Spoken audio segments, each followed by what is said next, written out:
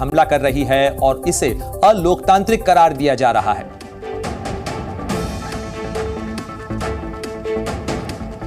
और इस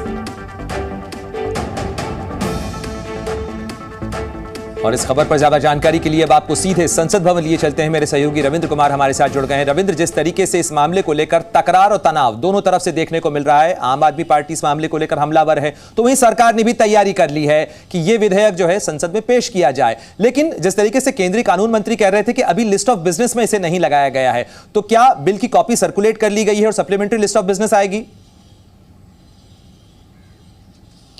देखिए, बिल्कुल जो संसदीय कानून है, परंपरा है कि कोई भी बिल पेश करने से पहले 48 घंटे ठीक उसके पहले आप जो जिस भी सदन में पेश होना है उस सदन के सांसदों को सर्कुलेट किया जाता है। अभी लिस्ट ऑफ बिजनेस में नहीं है, मेन लिस्ट में जो ये बिल मेंशन नहीं है, लेकिन 3-4 और होते हैं। एक रिवाइज्ड होता है, उसमें थोड़ा इंतजार करना पड़ेगा। अगर उसमें भी नहीं होता है तो स्पेशल मेंशन होता है, एक सप्लीमेंट्री होता है। जैसा कि आपने 370 को देखा कि 45 सेकंड पहले पेश किया गया और उसे पारित कराया गया। तो ये बिल जिस तरह से आपने भी कहा और जिस तरह से दिख रहा है कि विपक्ष खासकर INDIA वर्सेज NDA के बीच में इस बिल को पारित कराना या नहीं पारित हो, एक मुझ की लड़ाई कह सकते हैं या अपनी वर्चस्व की लड़ाई भी हो गई है। तो ऐसे में ये बिल काफ़ी महत्वपूर्ण हो गया। और जिस तरह से बड़े मंत्रियों का कहना है कि ये बिल हर हाल में पेश किया जाएगा, आज पेश किया जा सकता है। जैसा कहा है कि 3-4 परंपराएं होती है, अब मेन बिजनेस में नहीं है तो रिवाइज में होगा, रिवाइज में नहीं होगा सप्लीमेंट्री में, सप्लीमेंट्री तो स्पेशल मेंशन। वो अध्यक्ष के या आसन से अनुमति लेकर कोई भी बिल उसी समय पेश कर दिया जाता है। जैसा कि आपने देखा पढ़ने 370 और 35A जब हटाना हुआ तो उस समय गृह मंत्री ने 45 सेकंड पहले अध्यक्ष को अनुमति ली और उसे पेश कर दिया था, भले ही हंगामा हो। तो जाहिर सी बात है ये बिल आज पेश किए जाने की पूरी संभावना दिख रही है, क्योंकि जिस तरह से कानून मंत्री ने भी कहा कि अभी तो नहीं है, जब होगा तो बताया जाएगा। तो जाहिर सी बात है 3-4 और स्पेशल मेंशन और रिवाइज बिल है।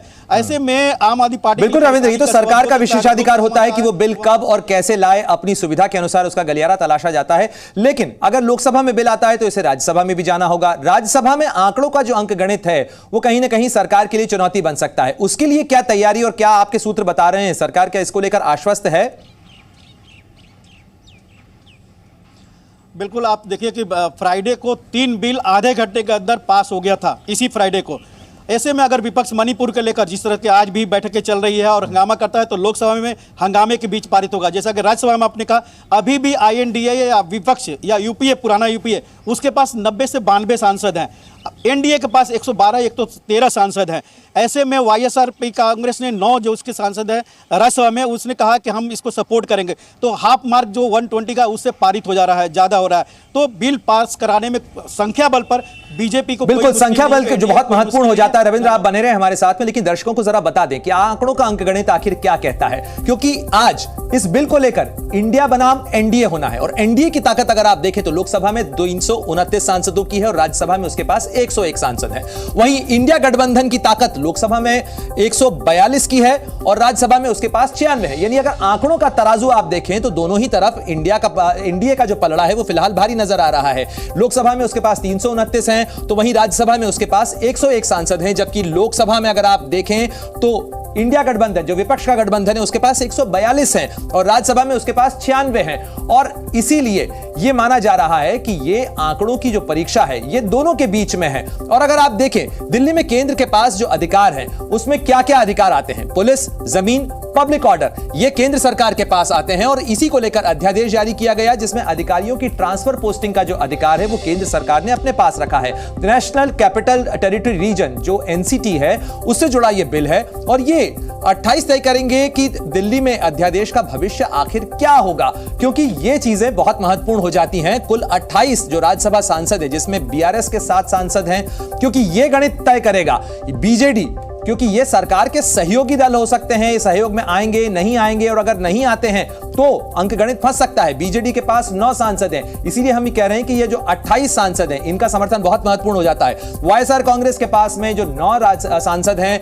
राज्यसभा के, इसके अलावा ये जो TDP का 1 सांसद हैं, ये जो अंकगणित है इसीलिए हम आपको बता रहे हैं कि ये राज्यसभा के अंदर जो आंकड़ा है ये चुनौती बन सकता है। BSP के पास 1 सांसद है राज्यसभा के अंदर, इसके अलावा JDS के पास में 1 सांसद है राज्यसभा के अंदर, और राज्यसभा के अंदर जहां 101 बनाम 96 की लड़ाई होनी है, जो कांटे की टक्कर है, उसमें 4, 5, 6 सांसद भी अगर पाला बदलते हैं या किसी मुद्दे के ऊपर सरकार के साथ नहीं आते हैं तो यह विधेयक चुनौती बन सकता है, परेशानी में डाल सकता है। और इसीलिए इंडिया गठबंधन इस मामले को लेकर लगातार जो है वो दबाव बना रहा है, इस मामले को लेकर लगातार चुनौती बन रहा है।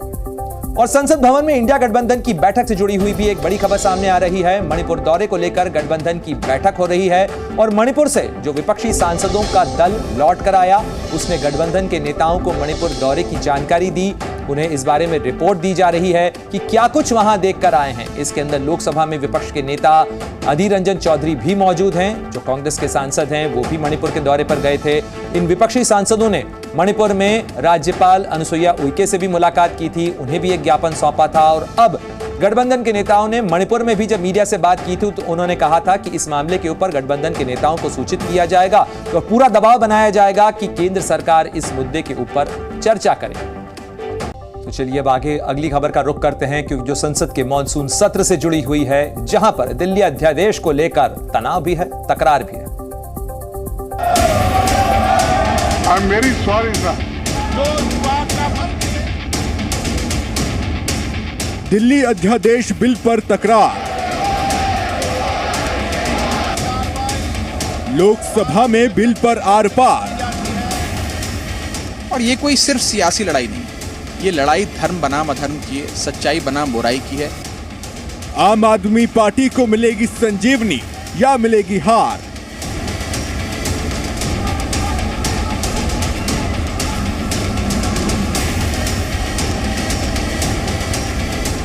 मणिपुर पर संसद में कब तक रात? आप अभी 12 बजे बाद चर्चा शुरू करिए।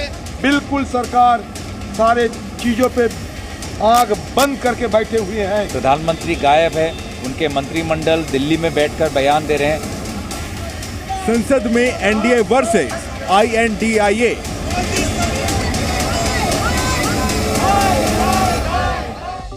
और इस समय का एक बड़ा अपडेट आपको दे दें, जो दिल्ली अध्यादेश विधेयक से जुड़ा हुआ है। सांसदों को इस बिल की कॉपी बांट दी गई है। सूत्रों के मुताबिक लोकसभा में बिल लाने की तैयारी पूरी कर ली गई है और आज लोकसभा में यह बिल पेश हो सकता है।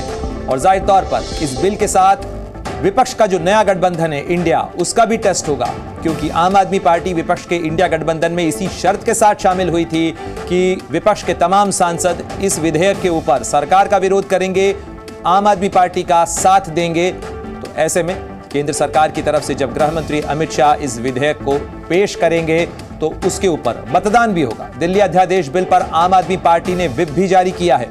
आम आदमी पार्टी सांसदों के लिए 3 लाइन का व्हिप जारी किया गया है। 31 जुलाई से 4 अगस्त तक सदन में मौजूद रहने के लिए तमाम सांसदों से कहा गया है। सुबह 11 बजे से सदन स्थगित होने तक सदन में रहें। और साथ ही इस व्हिप में कहा गया है, पार्टी के मुख्य सचेतक की तरफ से यह व्हिप जारी किया गया है, जिसके अंदर कहा गया है कि पार्टी के रुख का समर्थन करें सभी सांसद। तो सभी सांसदों से 31 जुलाई से 4 अगस्त तक सदन में मौजूद रहने के लिए कहा गया है। आम आदमी पार्टी इसे नाक की लड़ाई बना रही है और ऐसे में उसने अपने तमाम सांसदों से यह कहा है कि वो सदन में मौजूद रहें। दिल्ली अध्यादेश विधेयक आज पेश होने की उम्मीद की जा रही है। ये गृह मंत्रालय की तरफ से पेश किया जाएगा। केंद्रीय गृह मंत्री अमित शाह इसे पेश करेंगे और उसके ऊपर जब मतदान होगा तो उसी के मद्देनजर आम आदमी पार्टी ने व्हिप जारी किया है।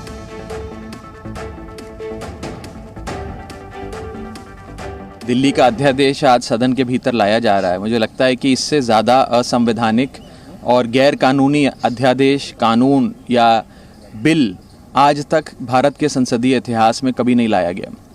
ये लोकतंत्र की, संविधान की मूलभूत भावना की हत्या करता है।